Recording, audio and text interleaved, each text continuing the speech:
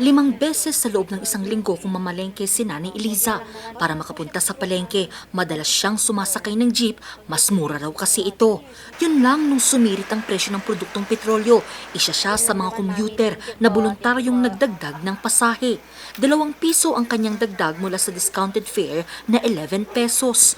Mula raw noon, ang dating nasa 100 to 200 pesos na pamasahe na doble na raw. Lalo na ngayon, marami pangangailangan, lalo na may sakit ang nanay ko, pangtipid pa yun. Lalo na ang mahagad siya sa diaper at saka underpad, saka sa wipes.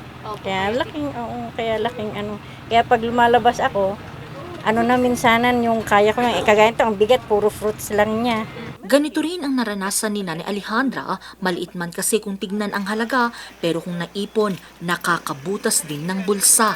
Kaya panawagan niya, ibalik na ang regular na pamasahe. Malaki, kasi palagi akong namamali. Andito tayo ngayon sa isang paradahan ng jeep dito sa Baguio City dahil ngayong araw ipapatupad na ang pagbabalik na regular na pamasahe. Matatandaan nga nating 2 buwan na ang nakakalipas mula nang pumayag ang DOTR Cordillera na magkaroon tayo ng voluntary fare increase na 20 pesos.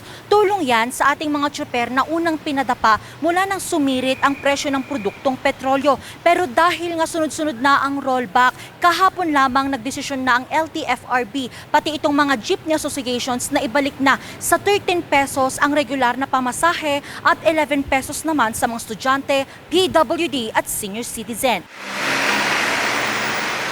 Bilang tugon sa panawagang ito ng mga commuter, kahapon June 23, isang public consultation ang isinagawa ng Land Transportation Franchising and Regulatory Board Cordillera kasamang ilang tsuper at jeepney associations group sa Baguio City. Dito napagkasunduhan nila na buwagin na ang voluntary fare increase at ibalik na ang regular na pamasahe. Ibig sabihin, ang dating 15 pesos na voluntary fare para sa unang 4 na kilometro para sa mga regular passenger, magbabalik na sa 13 pesos. Habang ang 13 pesos na voluntary fare para sa mga estudyante, senior citizen at PWD, balik 11 pesos sa unang 4 na kilometro. Binalik natin, bumaba kasi bumaba yung crude oil natin sa 72. So, siguro it's time na ibaba natin ng ibalik sa dati. Pero pag tataas siya ulit, then we will have a meeting again. I-strictuhan na namin sila. We will. Maglalabas na kami ng talagang ultimatum sa kanila na i-stop yung sinasabi nilang voluntary on the part of the commuting public.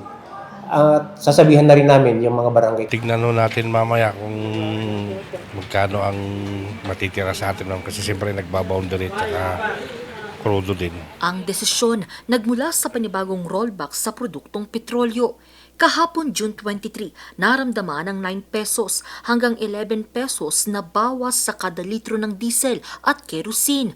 3 pesos hanggang 5 pesos naman ang ibinaba ng gasolina.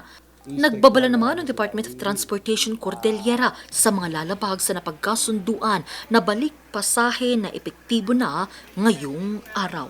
Angel Arquero para sa Nation on the Move.